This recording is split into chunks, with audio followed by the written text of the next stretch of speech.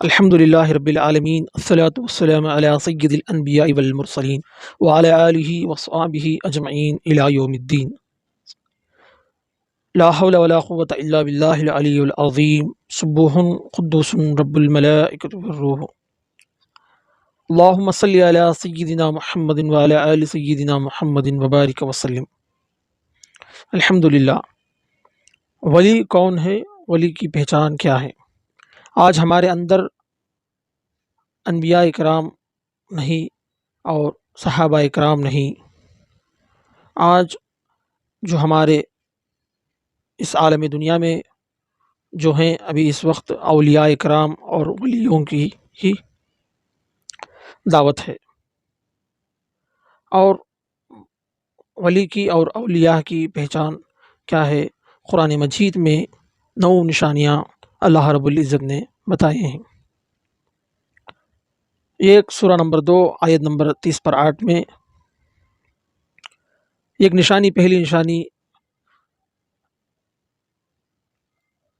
اللہ کی جو بھیجی ہوئی کتابوں کو، اس کتابوں کی پیروی کرنے والے، پہلے نمبر پر۔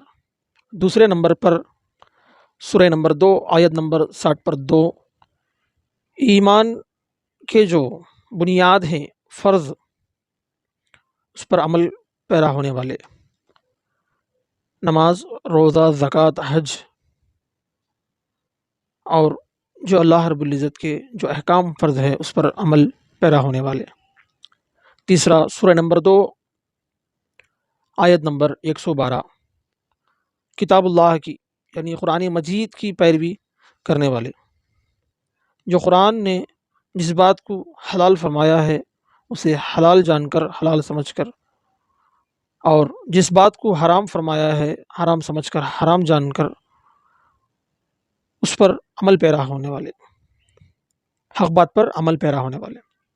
چوتھا سورہ نمبر 2 آیت نمبر 260 پر 2 اور 270 پر 4، زکوٰۃ اور صدقات کرنے والے، 4ویں نمبر پر زکوٰۃ اور صدقات کرنے والے۔ 5ویں نمبر پر سورہ نمبر 2 آیت نمبر 270 پر 7، جو اسلام کے جو ارکان ہے اس ارکان پر عمل پیرا ہونے والے، اس ارکان کو پورے کرنے والے۔ 6 سورہ نمبر 3 آیت نمبر 170، جو اللہ کی راہ میں شہید ہوتے وہ لوگ،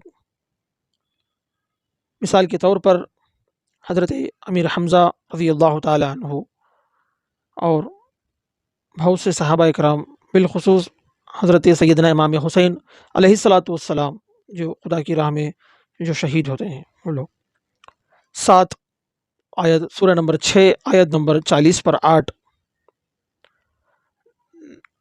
جس طرح نبیوں نے جو عمل کیے اور نبی کریم صلی اللہ علیہ وسلم کی پیروکار، اس طرح سے صحابہ کرام، مثال کے طور پر صحابہ کرام، اور جو صحابہ کرام کو جو فالو کرتے ہیں، اس طرح جو نیک صالحین لوگ ہوتے ہیں۔ 8ویں نمبر پر سورہ نمبر 7 آیت نمبر 40 پر 9، جس طرح سے اللہ رب العزت فرمائے اسی طرح جو اللہ کے فرمان کے مطابق جو غریب عمل کرتا ہے، وہ شخص غریب دنیا کی خواہشات کو کچل دیتا ہے۔ غریب جب دنیا کی خواہشات کو کچل دیتا ہے تو اللہ سے جڑ جاتا ہے۔ جب ہمیں دنیاوی خواہشات اپنی نفسوں پر، اپنے خیالاتوں پر لائیں گے تو اللہ کے احکام کو ہم بھول بیٹھتے ہیں۔ اسی لیے 8ویں نمبر پر ان کا مقام ہے، جو احکام الہیہ پر جو غریب عمل کرتا ہے۔ 9ویں نمبر پر سورہ نمبر 40 پر 6 آیت نمبر 13، شرک سے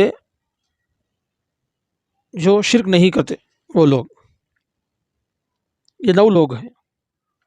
اور جو عمل صالحین، ہمیں خالصتاً جو بھی ہمیں عمل کریں اللہ کی رضا کے لیے عمل کرنا چاہیے، اور ہمارے عمل میں اللہ رب العزت کی رضا اور عشق مصطفیٰ صلی اللہ علیہ وسلم کی محبت اور الفت سے ہی ہمیں جو بھی عمل کرنا، اور ان کی محبت سے ہمیں عمل کرنا چاہیے۔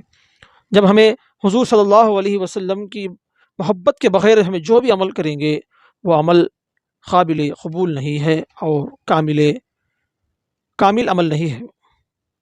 ہم اللہ کے رسول صلی اللہ علیہ وسلم کی ساری محبت، ان کی پوری محبت اور ان کی اللہ کے نبی صلی اللہ علیہ وسلم کی ہی یاد میں ہم عبادت کرنا چاہیے اور ان کی تصورات میں ہی عبادت کرنا چاہیے۔ اللہ کے نبی صلی اللہ علیہ وسلم کی آنکھوں کو ہمیں تصور کرنا چاہیے، نبی صلی اللہ علیہ وسلم کے گیسوؤں کو تصور کر کے، اور نبی صلی اللہ علیہ وسلم کے چہرے مبارک کو تصور کر کے، نبی صلی اللہ علیہ وسلم کی آنکھوں کی تصور کر کے، اور نبی صلی اللہ علیہ وسلم کے زبان جو قرآن مجید میں لگاتار بہت سے مقامات پر نبی صلی اللہ علیہ وسلم کے چہرے کا ذکر، بالوں کا ذکر، آنکھ کا ذکر، زبان کا ذکر جو فرمایا ہے، اس تصور میں لے کر ہمیں جب عبادت کریں گے تو وہ عبادت کی مزہ ہی کچھ اور ہے۔ ہماری عبادت صرف اللہ کی رضا کے لیے اور عشق مصطفیٰ صلی اللہ علیہ وسلم کے ساتھ ہونی چاہیے، وہی عبادت، وہی ہمارے اچھے اعمال اللہ رب العزت کی بارگاہ میں 100% مقبول ہوگی۔ لہٰذا ہمیں جو بھی عبادت کریں گے اللہ کی رضا کے لیے عبادت کرنا ہے، اور اپنے محبوب صلی اللہ علیہ وسلم کی بتائی ہوئے طریقے پر ہمیں عبادت کرنا ہے۔